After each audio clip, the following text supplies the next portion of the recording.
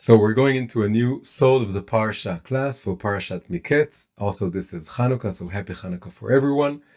Today's topic is time management. We want to understand how to properly manage time. Previously, we spoke about transcending time. How do we connect to something eternal that's above the dimension of time, that's above time and space? Today, we want to travel in the opposite direction. We want to go down into the dimension of time and into the topic of time management. How do we manage time? How do we manage to have time being managed by us and not managing us?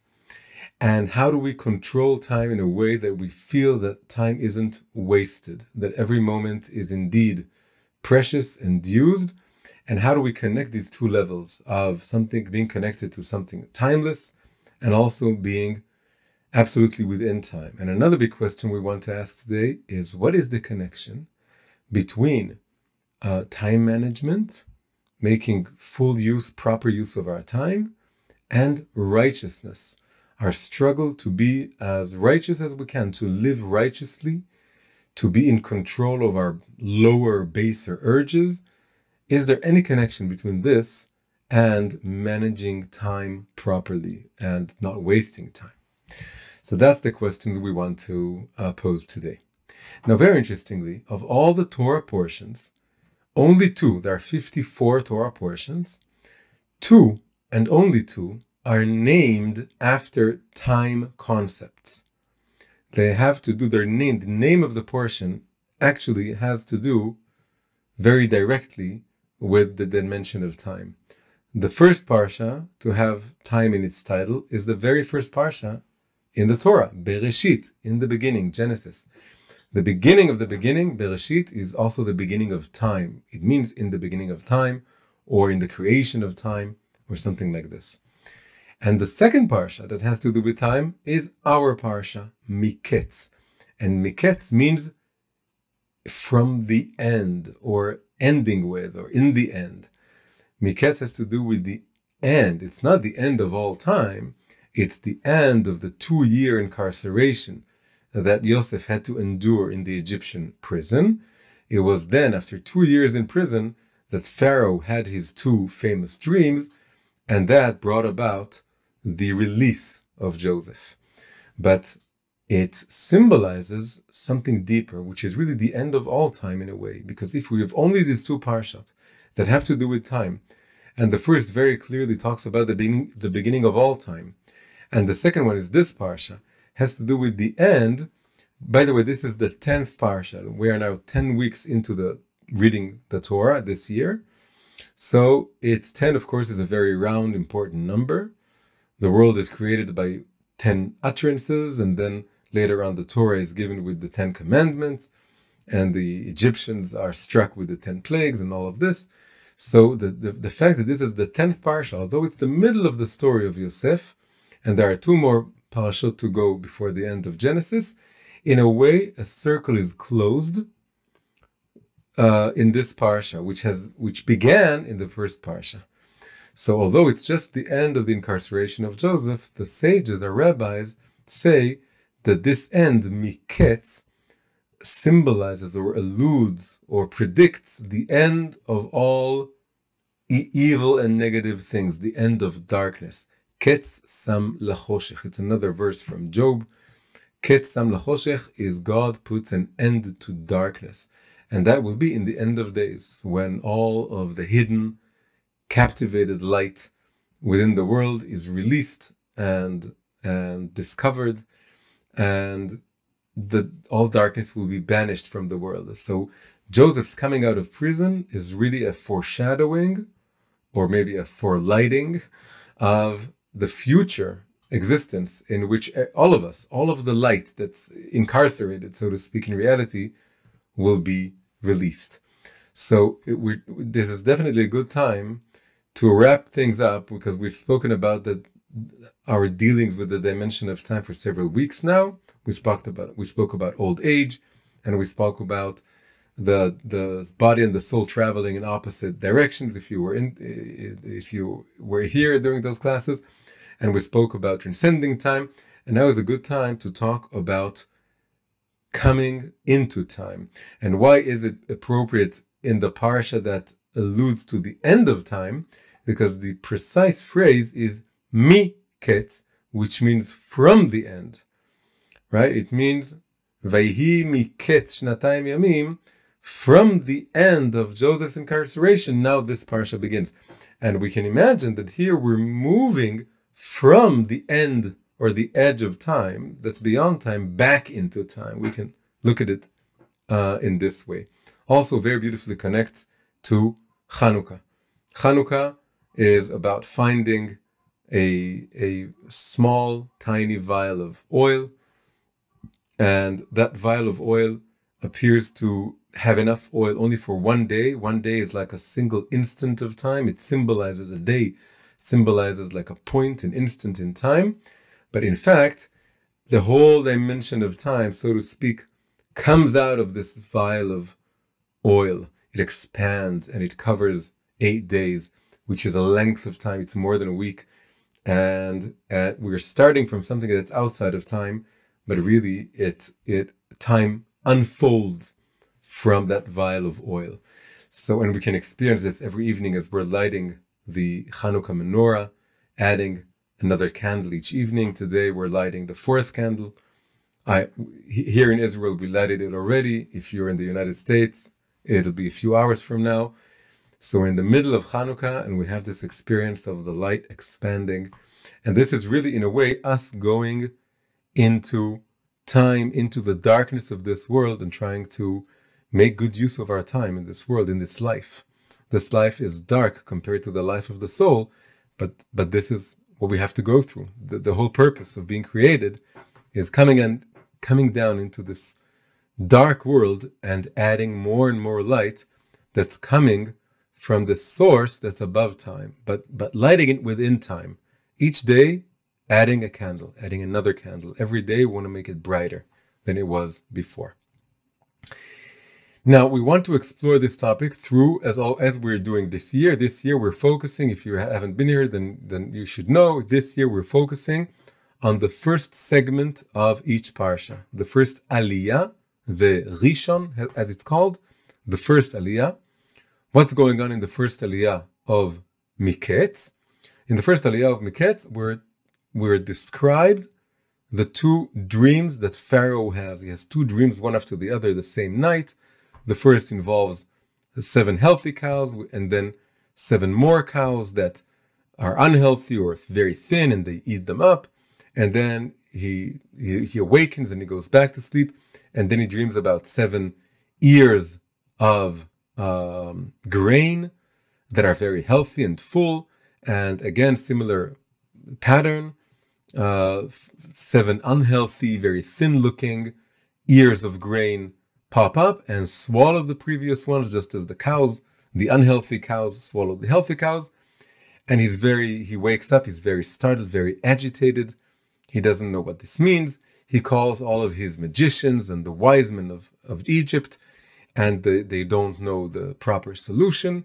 And then suddenly the chief cupbearer, who was mentioned in the previous parasha, because in the previous parasha Yosef was in prison, he met 2 of Pharaoh's ministers, the chief cupbearer and the chief baker.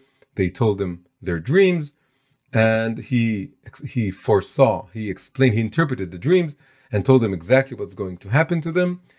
And of course, the chief baker was hung, he was killed, and the chief cupbearer was restored to his position.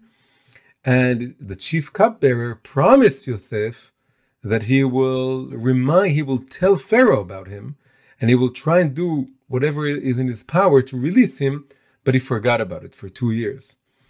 And now, suddenly, this chief cupbearer remembers that there was this Hebrew boy in the prison who knows how to interpret dreams, and he tells Pharaoh, and Pharaoh tells him, bring him here, and Yosef is rushed into the palace. He shaves, he changed his clothes to appear properly before the king, and that's the end of the first segment, the first aliyah. So the main focus here is the 2 dreams of Pharaoh, and then the fact that nobody can interpret them, and he has to call upon Yosef from the prison. However, those same dreams are repeated in the second segment as well, because then when Joseph comes, Pharaoh retells him, and again we go through the same two dreams. So there are several differences, but what's interesting for us is that in this first portion, they also are mentioned the two dreams from the previous parsha of the chief cupbearer and the chief baker. So in one segment, we have all four Egyptian dreams. Right, the story of Joseph, I think I mentioned this, that the Torah, all in all, talks about 10 dreams. If you go over the Torah, there are 10 dreams in the Torah. They're all in Genesis. And the first one was early on. It was Avimelech's dream, a few parshas ago, back in the time of Abraham. But then the 9 more dreams, the 9 later dreams, are all read during Kislev, because they're very close apart. It starts with the Jacob's ladder, and then there's Laban has a dream, and then Jacob has another dream. And these are 3 dreams that have to do with the story of Jacob. And then the story of Joseph, it's 6 dreams. 6 out of the 10 dreams in Genesis, which are the 10 dreams the only dreams we have in the Torah. And out of the 9 that are read in Kislev, the story of Joseph is made up from 3 parts, and it's really 3 pairs of dreams, right? 6 all in all. So Joseph has 2 dreams, prophetic dreams about him becoming king, which no one believes and takes a lot of time for them to be fulfilled. And then we have 2 more dreams by 2 separate people, by the cupbearer and the baker in prison. That was in the previous parsha also. And then in this parsha, we also have the 2 dreams of Pharaoh. Again, 2 dreams by 1 person. It's symmetrical. It's also asymmetrical. The symmetry is that we have 2 dreams by Yosef in the beginning, same dreamer, 2 dreams. And in the end, we have 2 dreams by Pharaoh. Again, same dreamer, 2 dreams. In between, we have another 2 dreams that are by 2 separate people dreaming at the same time and prophesying about the same period of time. So it's symmetrical. It's also asymmetrical, because the first 2 dreams are Yosef. Yosef is a Hebrew. He is part of the chosen people, the chosen group that are descended from Abraham. And then we have 4 Egyptian dreams. So that divides them in another way. And in even another way, we can say that the first 4 dreams are in the previous parsha, and the last 2 dreams are in this parsha. So it's divided in many ways. It's symmetrical. Also, we can group the 4 last dreams in one group, being Egyptian dreams, and we can group the first 4 dreams as being in the previous parsha. But what's interesting is that in the beginning of this parsha, it's Pharaoh, his dreams, but the cupbearer remembers that he and his friend the baker also had 2 dreams. So all the Egyptians' dreams are all mentioned here. And Yosef is the one to solve all of the Egyptian dreams. He's both a dreamer. His brothers call him Ba'al Chalomot, the owner or master of dreams, that he has a lot of dreams. He's also a very good interpreter of dreams. You have to be a little bit dreamy yourself in order to interpret other people's dreams. And that's what he's doing. So now what's interesting is we want to explore why Pharaoh's magicians are unable to solve his dreams, and why Yosef is able to solve or to interpret properly the dreams. So let's read the verse that appears just after Pharaoh wakes up. So it says, next morning, his spirit was agitated. In Hebrew, it's vatipa'em rucho. Tipa'em means that his heart was beating, right? Here it says agitated. It means that his heart was beating quickly. And he sent for all the magicians of Egypt, chartumim, it's an Egyptian word that's in the Torah, and all of its wise men. And Pharaoh told them his dreams, but none could interpret them for Pharaoh. So Rashi, main commentator, asks, why does it say for Pharaoh? It could have just said, but none could interpret them. No one could interpret the dreams. But the Torah adds a word. In Hebrew, it's one word. Adds a word, le paro, for Pharaoh. None could interpret them for Pharaoh. So Rashi says, and of course it's based on a midrash in Chazal, they had many interpretations. It's not that they couldn't interpret it. They had quite a few interpretations. And they thought they were very good. And other people around them also thought that those interpretations were very good. But Pharaoh, the dreamer himself, didn't like them. It didn't ring true to him. It didn't echo in his heart. His agitated spirit didn't have ease of spirit. That's the term Rashi uses. He uses the same word spirit. We're talking about that his spirit was agitated or his heart was thumping. But when he heard the interpretations, he knew that if he would hear the correct interpretation, it would set his heart at ease. But none of their interpretations set his heart at ease or his spirit at ease. What did they say? So the Midrash brings two options and Rashi brings one of them. They said, you're going to have 7 daughters. That's the 7 healthy cows. But then you're going to lose all of them. They're all going to die.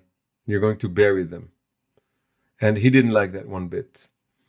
And it didn't ring true. And then they told him, maybe you're going to conquer 7 lands. Maybe that was more regarding the second one, the one about the ears of grain, which have to do with lands.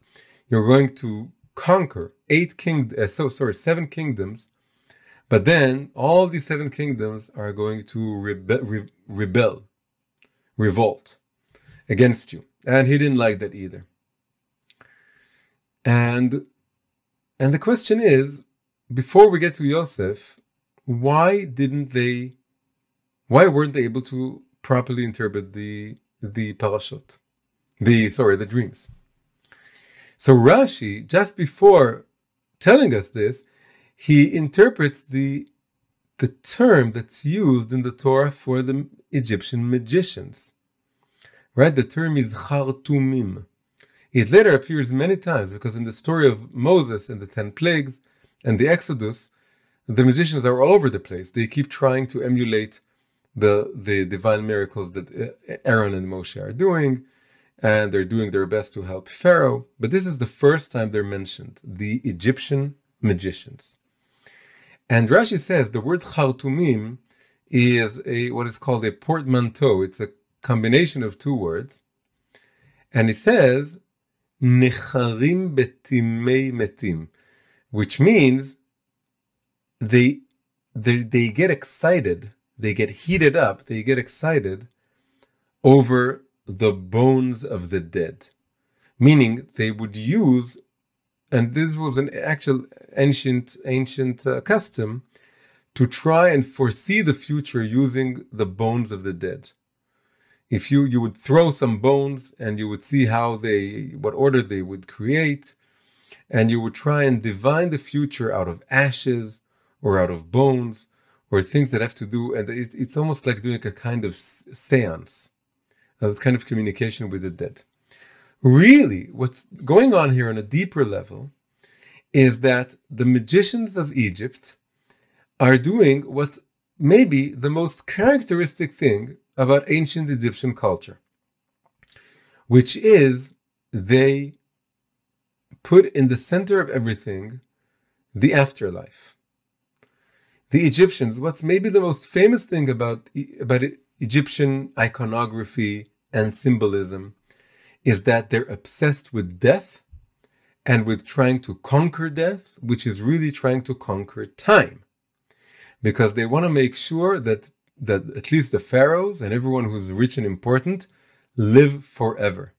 That's why they mummify the dead in order to preserve the body. That's why they build these incredible tombstones that are the pyramids in order to withstand time, as they indeed have withstood time. And that's why they bury alongside the king all of his property, his gold, and a boat to carry him into the underworld. And of course, also the servants. They would actually bury them alive with the pharaohs. So all this has to do with the concept that they're trying to win over death, which is really trying to conquer time and entropy and decay. And they sought to connect with the eternal afterlife. And not just, but it isn't the afterlife of a soul leaving the body, and then you let the body decay, or in other cultures you burn the body because you don't really care about the body. You see the body as a kind of prison, and you see the soul as escaping from this body. This was in India. This was also in Greek culture. But Egyptians didn't, not only did they not burn their corpses, but they didn't even regularly bury them. They would mummify them. They would try to do everything that's in their power to preserve the body, that it would be the same as it was while it was alive. And also to have the property that belonged to that certain pharaoh go alongside with him into the grave or into the afterlife. And the idea that we have here behind all of these symbols is that really they believe this world is the only world there is. They weren't spiritual at all, because otherwise they would have made a distinction between the body and the soul. They didn't. They wanted to preserve the body because they thought the body needs to be eternal.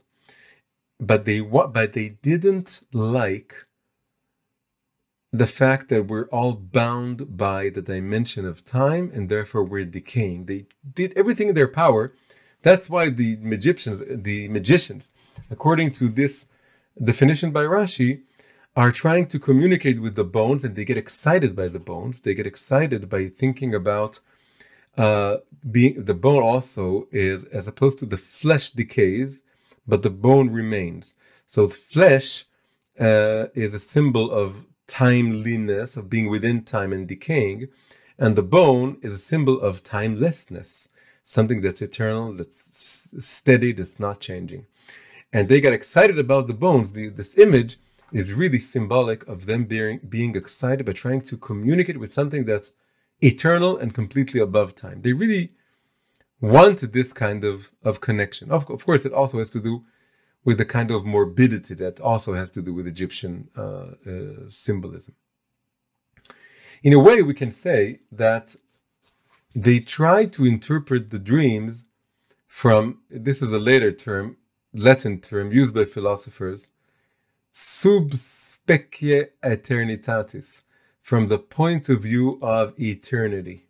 That was the mindset of the Egyptian magicians. They wanted to look at the world from the point of view of eternity and then try and discover the eternal meaning of the dream. However, what enables Yosef to decode all of the 4 Egyptian dreams is something very simple that all the Egyptian magicians don't have enough appreciation for, and that is the dimension of time. What Yosef does is that all the numbers that he sees in all the dreams, he immediately says they all refer to units of time. So first, it's the dream of the cupbearer, and he tells them the 3 vine branches that you dreamed about, they symbolize 3 days. And in 3 days, you're going to be released from prison, and your position as cupbearer will be restored. And then the baker, he told him the 3 baskets that you dreamed about, they refer also to 3 days. And in 3 days, I'm sorry to tell you, you're going to be executed. And then when we get to Pharaoh's dreams, he tells him the 7 cows and the 7 more cows. And same goes for the second dream of the 7 ears of grass and the other batch of 7 ears of grass.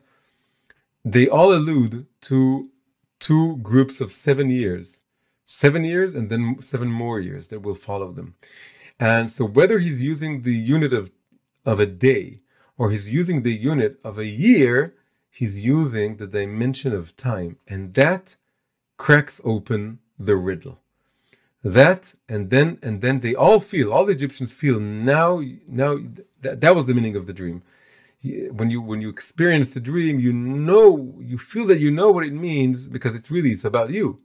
It has to do with you, but you don't know how to explain it yourself. You need someone to explain it, like every good therapist explains to someone what's really going on within them. And when they hit the right chord, when they strike a chord, then your heart knows he's telling the truth about me. So only when Joseph brings in the dimension of time do they figure it out. Generally, we can say that every good interpretation adds a dimension of depth, a dimension of breadth. To interpret something, you need to enter a new dimension. Even if you look at the Egyptian hieroglyphics, you see something very off with the dimensions. All the figures are shown in profile, right? They go in profile, and they never look at you straightforwardly, the two-dimensional drawings. On the other hand, their eyes are looking forwards. It's not a profile eye. If you look at the eye, it's a front-looking eye in a sideways looking head. And it's like they can't get their three dimensions right. And it's like they either look at you from the front or they look at you from the side, but they don't know how to connect them. So you need to add a dimension. But here he's adding more than a spatial dimension. He's adding the time dimension. And note that Joseph's dreams are not about time. In Joseph's dreams, there are these groups of also grain, shibolim, alumot. I don't remember the English word. That they gather all these groups of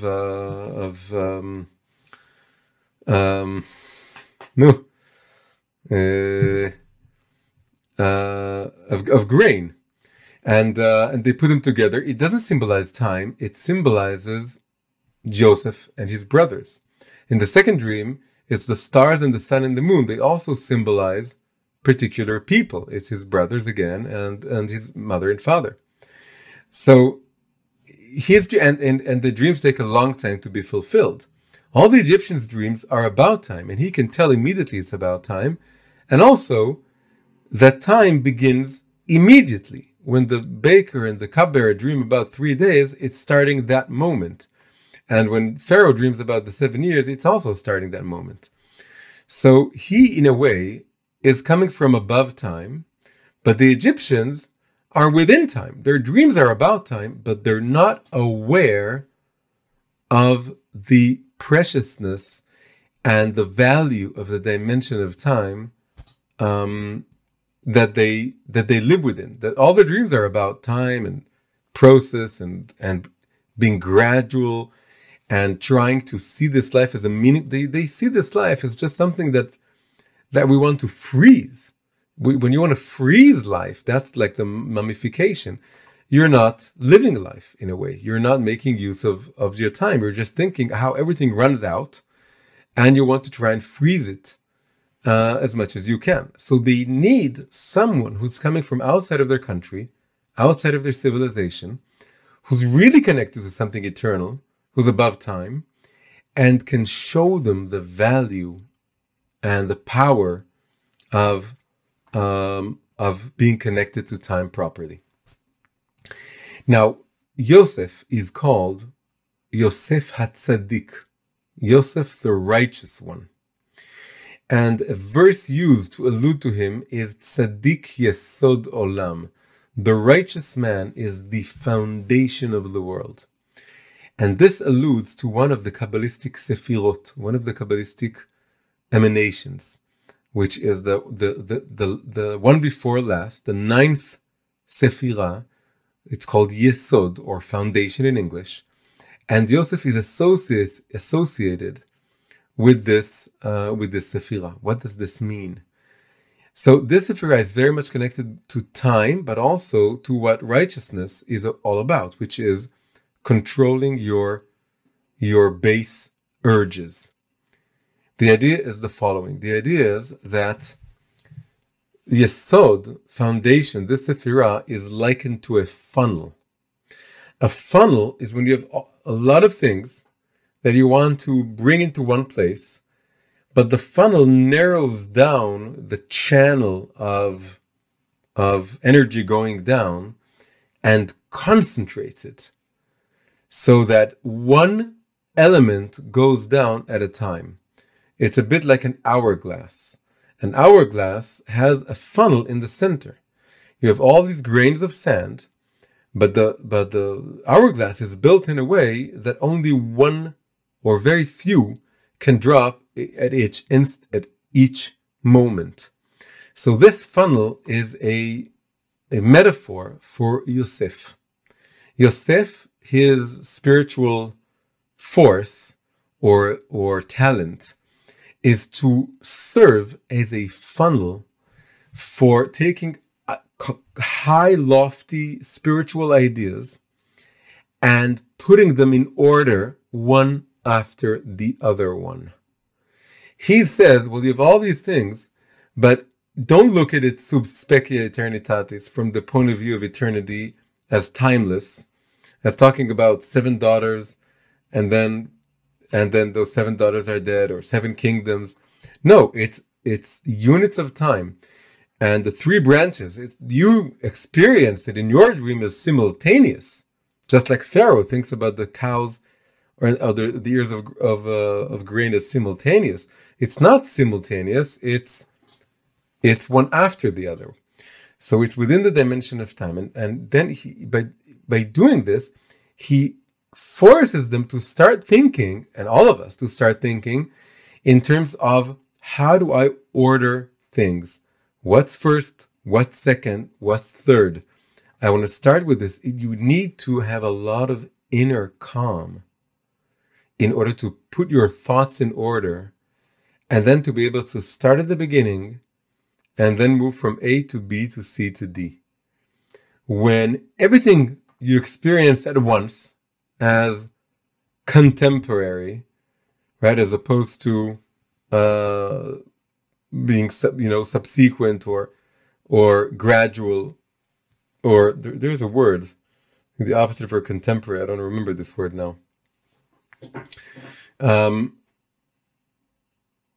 When it's all in your head at once, when you experience it all at once, it's very hard for you to put your thoughts in order and to say, well, I'm going to start, although it's all I experience all of the things I want to tell you, but they come out jumbled. Why do they come out jumbled? Why do I start in the middle or in the end? Because I'm impatient.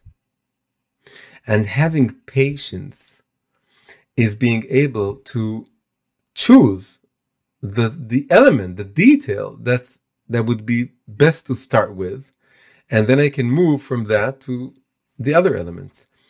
In order to do this, I need to be able to have a lot of patience and self-control. And this has to do with the righteousness. Yosef is the character that was able to withstand the temptations of Egypt, both of the Egyptian culture as a whole, and in particular of Potiphar's wife that tried to seduce him in the previous parsha. That's the reason he ended up in jail, is because he didn't succumb to her temptations. But being able to have this temptress who's trying to tempt him into following his lower, baser urges, and him being able to transcend it and say, no, you're my master's wife, and you're not for me, and I need to find my own wife, and it'll take time. Later we know it's going to be her own daughter. But it also has to do with distinguishing between the generations, and saying and being able to postpone your gratifications. By being able to postpone your gratification, you're ordering yourself within the dimension of time. If you want to do everything at once, or you have no clear sense of what should come first and what should come next, you're going to do the things that you need to put off, you're going to do them now, and the important things you're going to put off. And the only reason for this is that you haven't tried to transcend your own temptations and your own urges. You do what's easy, what comes easy for you, what's expedient, and not what is truly important and necessary and urgent for you to do. So you postpone what's urgent, and you bring forward what is not urgent or even maybe not necessary at all. And so there's a deep, deep connection personified by Joseph between being in control of your own lower urges and desires and controlling your time, your day, your week, your month, your year, and decades into the future, and all in all, your life. There's a famous illustration or metaphor that's used when people talk about time management. And you can look it up on YouTube. It has a lot of different variations. If you look up on YouTube, just a combination of words, rocks, pebbles, and sand, you'll find it. So I'll tell this very briefly because I only heard about this today, and it's very beautiful. It's very much has to do with the character of Joseph. So it goes like this: a professor comes to his before his classroom, and he takes a jar, a big, glass jar, and then he takes a few rocks, and he puts the rocks until they get to the top of the jar, and it's all full of rocks. And he tells them, "Is this jar full?" And they all answer, "Yes, it's full."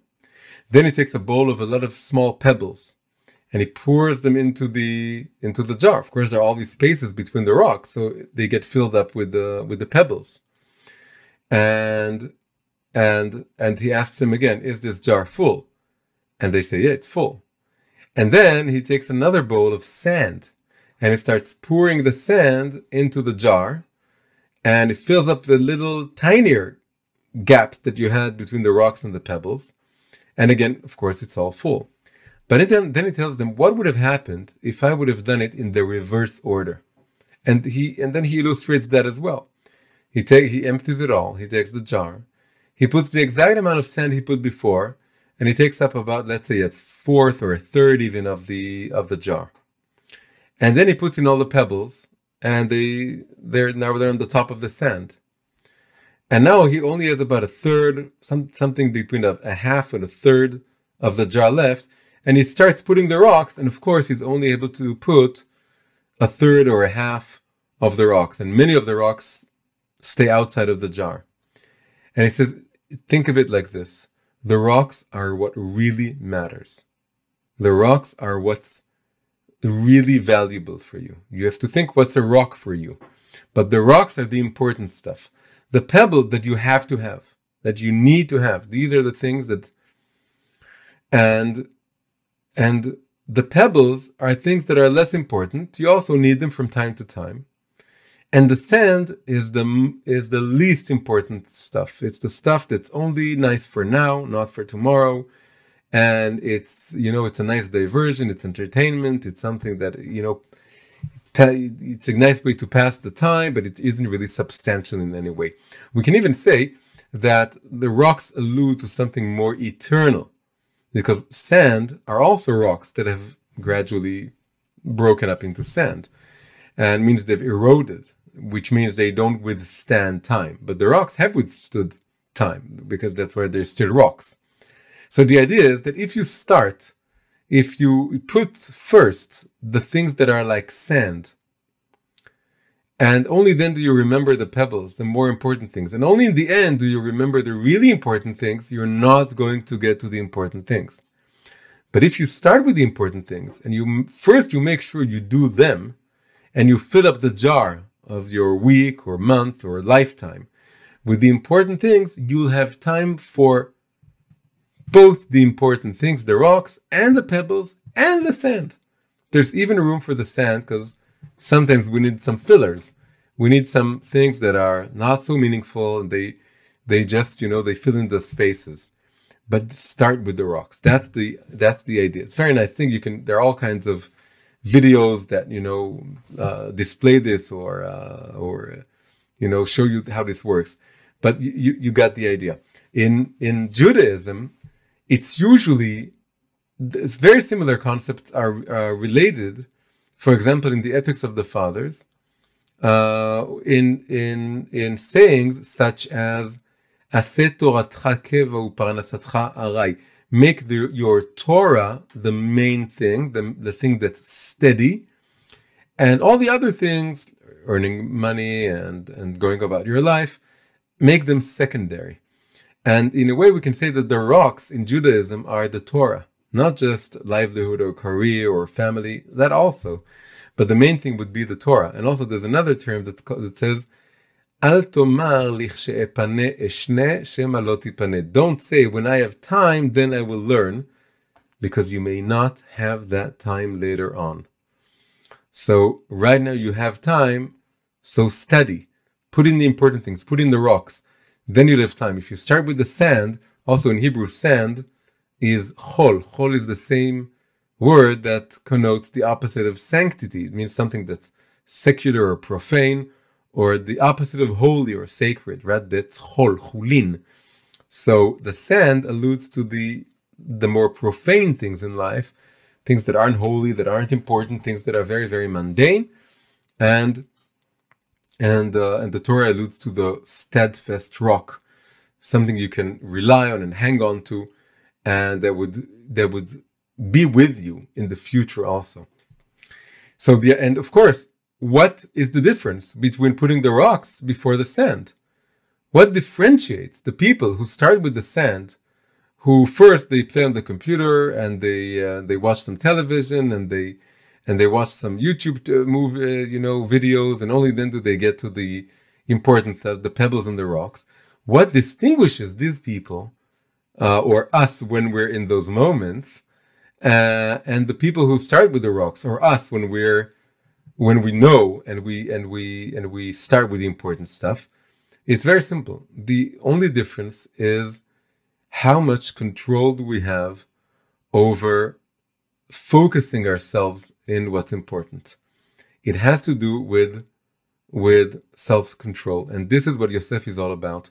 When he's tempted by Potiphar's wife, he says he puts in front of him his own soul, his own goal, his set of priorities, and then he's able to rise above the lower aspects of himself. We can even say, in Chassidut, we talk about animal soul, intellectual soul, and divine soul.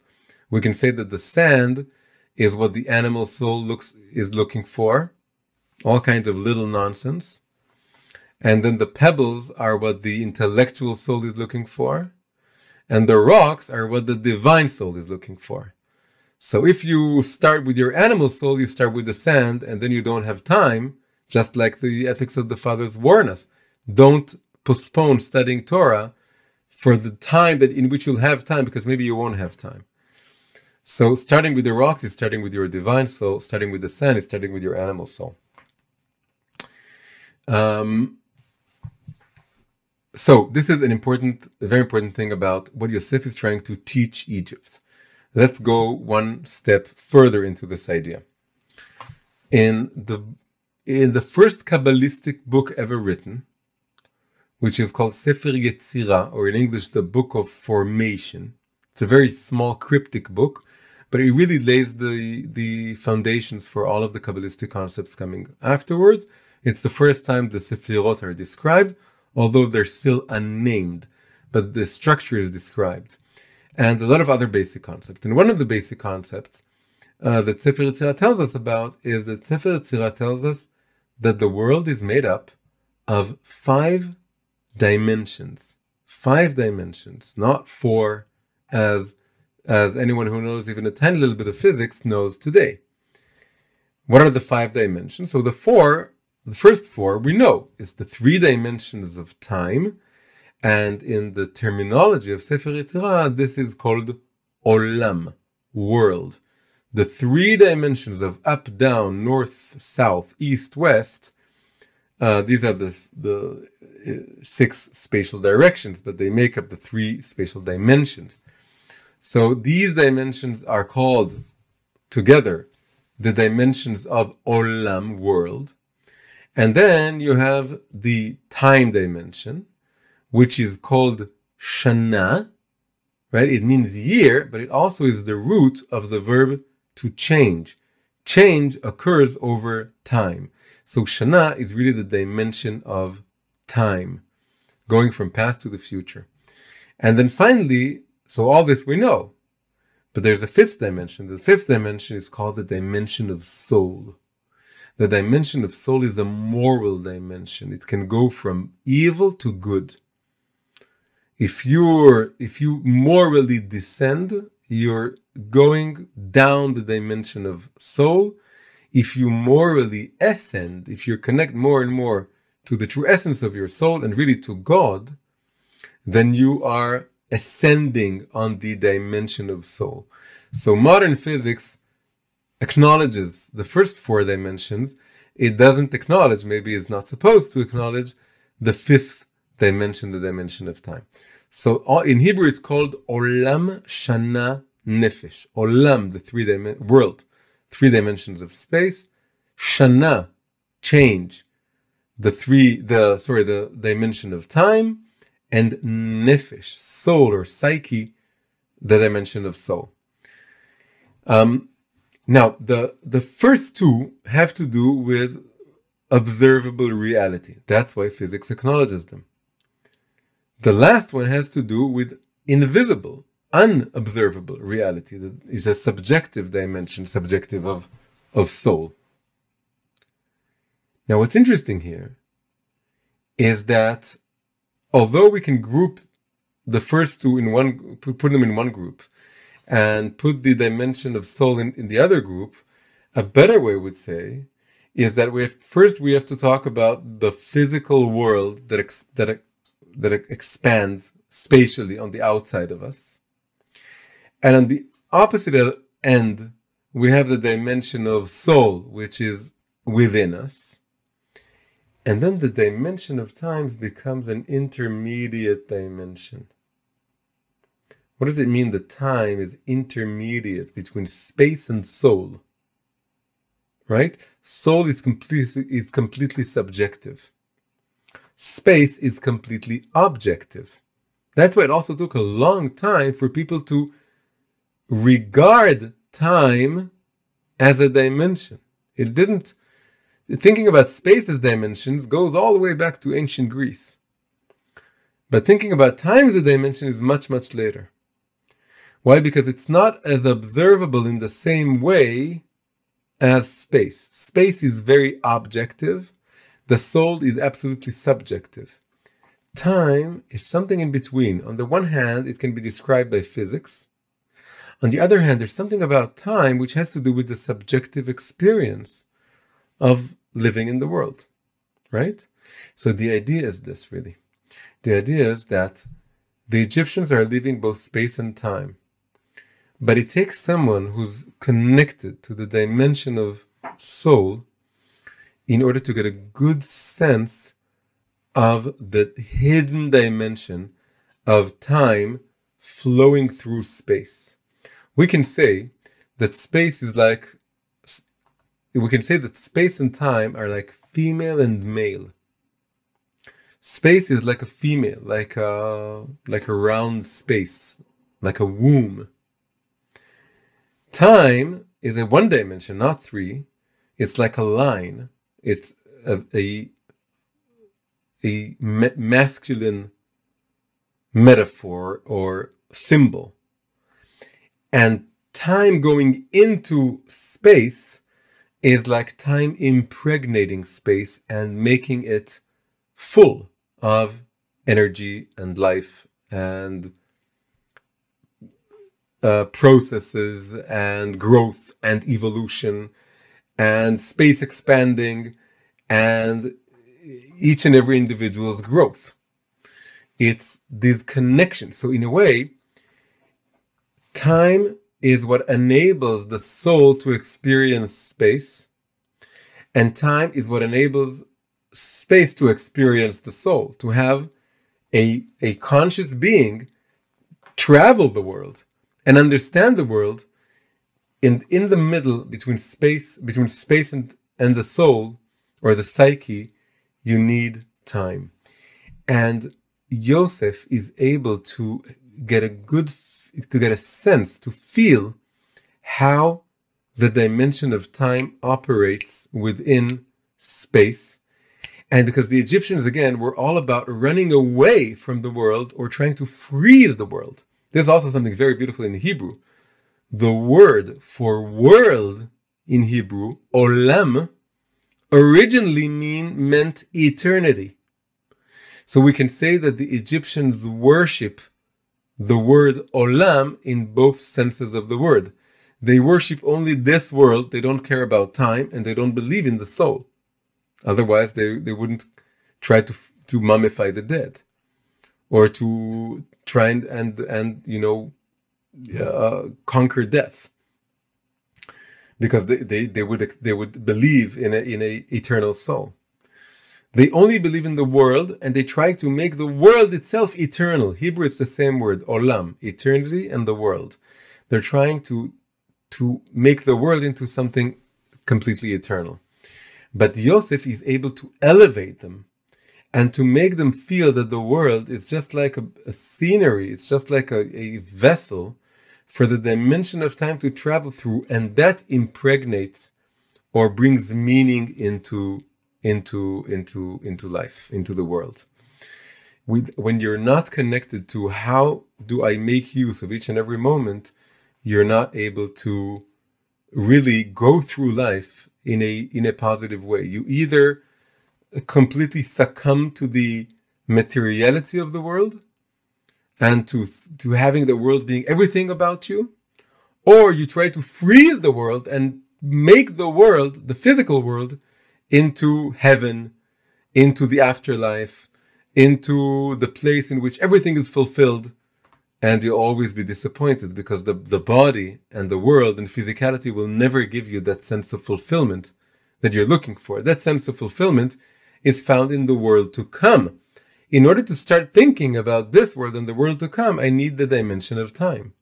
I need to seriously consider the dimension of time and move through time in a way that values the movement and the growth and the evolution and the processes of growth and learning and evolving and preparing for the future. By the way, the fact that Joseph is teaching the Egyptians to save their food now, so because they would need it in the future, he's actually teaching them the first lesson in righteousness. Postpone your instant gratification. Don't succumb to your instant gratification. Save for the future. Save the bread now, because later on you're going to need it when there comes a rainy day, or in this case, 7 years without any rain. But that's when we talk today, save it for a rainy day, right? It's in this case, it's the opposite, but the principle is the same. You're trying to have a better control of the present in preparation for the future. That's being fully situated within time. If it was up to the Egyptian magicians, they would never have realized that the 7 cows or the 7 ears of grain refer to time, and therefore they would not have saved their grain, and they would all have, many of them, they would have died in the 7 years of hunger. Now, final thing, because it's getting late, I actually prepared much more than I'm able to teach today. But one final thing, which is really beautiful. We said Yosef, the thing that his interpretations all have in common is that they recruit the dimension of time in order to understand things that for the Egyptians were simultaneous. But when he interprets the dreams of the cupbearer and the baker, he uses the unit of 1 day. The 3 branches of vine and the 3 baskets of bread refer to 3 days. However, when he hears Pharaoh's dreams, about the 7 cows and the 7 ears of grain, he says in this case it's 7 years. Why? Why days in the first case and years in the second case? Because it doesn't say in the dream that it's days or years or months or weeks or decades. There are all kinds of units of time. What made him realize, and he was right in all those cases, that for the 2 servants of Pharaoh, they dream in days, or they're able to foresee the future only in units of days, whereas Pharaoh is able to foresee years into the future, really decades, because it's 14 years, it's almost a decade and a half. So we can bring several answers. So one answer is that it's a big difference between being a minister and being the prime minister or the king, right? The chief baker and the chief cupbearer, in Hebrew they're called sarim, ministers, and of course Pharaoh is king. So Yosef realizes something very simple. He realizes that if you're a minister, you're not thinking big. You're only thinking about your own personal fate, and you're thinking short term. You're not thinking long term, and you're not thinking about other people. So that's why he interpreted the 3 baskets and the 3 branches as referring to the 3 days into your own individual futures. You, the cupbearer, in 3 days, you will have success, and you, the baker, in 3 days, you're going to be executed. It's your own personal destiny because you care only about yourselves. He doesn't try to judge them, by the way. He doesn't try to tell them that they should change. He realizes that's their place in the hierarchy of the world. But he's able to realize how their psychology works. They're all prophets. It's very strange about all these stories that all these Egyptians are prophets. But their prophecies come through their own psyches. It's also, it doesn't completely contradict the modern psychological way that we view dreams as coming from the subconscious. It's really a combination. It's something absolutely prophetic on the one hand. On the other hand, it goes through their own, models or molds of thinking. And their mold is that they're thinking as individuals and they're thinking short term. However, when Yosef comes to Pharaoh, he realizes something else. This isn't just a minister. This is the king. A king doesn't only think about himself. He thinks about his kingdom. And he doesn't think short term. He thinks long term. So for him, his dreams aren't just about himself. His dreams are about his kingdom. And as we're going to see it later on, it's not just about the kingdom, it's even about beyond Egypt, because the years of hunger also affect the land of Canaan, Israel. And that's what gets his brothers to Egypt. So he thinks in terms of his kingdom and even beyond. And he thinks long term, he thinks in years. So that's another so that's one answer we can give. There are more answers, but we don't have time. But we're just going to say one more thing. The numbers 3 and 7 are extremely important in Kabbalah, in the esoteric level of the Torah. The 10 Sefirot that we mentioned before, Yosef embodies the 9th one. The 10 Sefirot are divided into the 3 higher Sefirot, and also they're called the intellectual Sefirot. They correspond to the head. And the lower 7 Sefirot are the emotional, behavioral. They correspond to the more emotive powers of the psyche. And so they're lower, and they correspond to the body itself. Now this is very strange. 3 is the number that the ministers that are, again, short-sighted, very egoistic, they have to do with the 3 higher Sefirot.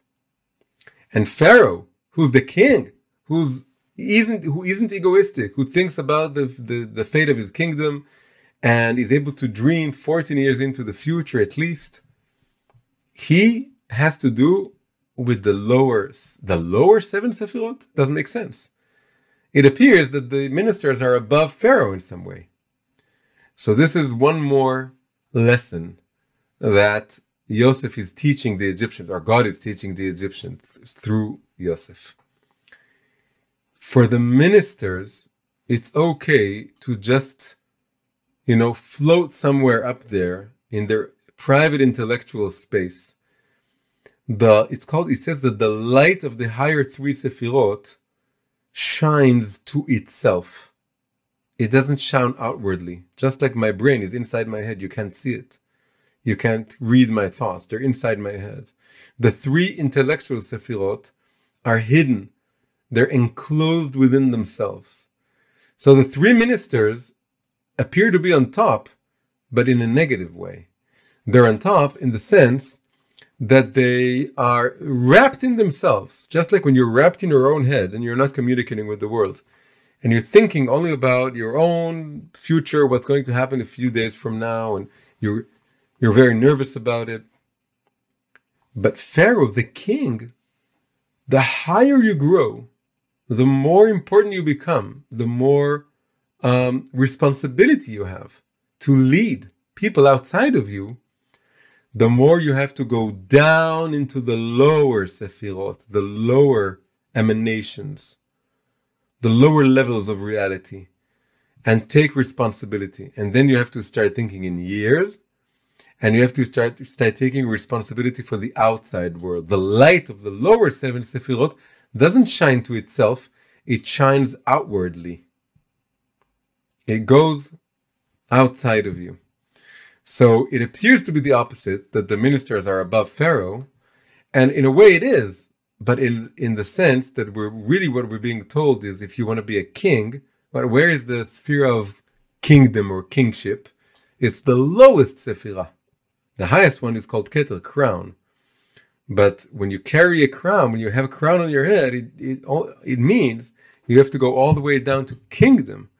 And that's where your kingship is manifested. So the king goes below his ministers, and that's a good thing. And it's a good thing about all of us. And it ties up everything together in a way we can say. That the more I grow over time, and I start with being a simple person, I become a minister, I become a prime minister of my own world, my own family, my own destiny. The more I grow, the more I should be going downwards and downwards into the temporality of this world and making the best use of the time that I can make by putting the important things first, by saving now for the future, by using my precious moments that I'm awake, that I'm lucid, to do what's really important, which is first to study Torah and put it in the center, and then to do all the other things that I know of that are important. And it has to do with being fully situated in time and not trying, transcend time or think that, everything that happens here, it's transient, it's temporary, it doesn't really matter. I'm spiritual, I'm connected to something eternal, I'm above it. No, says Yosef to the Egyptians and to all of us. It's the very opposite. Our trajectory should be to go further and further into taking full responsibility as timely creatures that are in time. We have a precious window of opportunity that's called life. And every day and every year is very important. We can also say, final thought, that a year is a unit of time that has to do with working outside as a king and doing things for the world. But a day is a unit for me personally to connect to my own soul and to God and to do my own inner work, short term. And of course, a year is made up of many, many days. But the idea is that I have to use my days in order to think and learn and grow and activate my head. And I have to use my year, and that enables me to think forward in terms of years and decades into the future as someone who acts in the world and trying to rectify the world, make the world a better place, work inside the world, advance the world, not just me, advance the world. And there's a constant rhythm of going to the upper three sefirot and thinking of what is my work today, what am I learning today, what am I understanding today, and so on. And at the same time thinking long term in terms of external reality and rectifying it and going forward. So this is our class for Miketz and for Chanukah also. Hi, if you enjoyed this video, please press like and subscribe to the channel. Also, please consider supporting me on Patreon. Patreon is a platform for supporting independent creators. You can find the link in the description below. Thank you very much.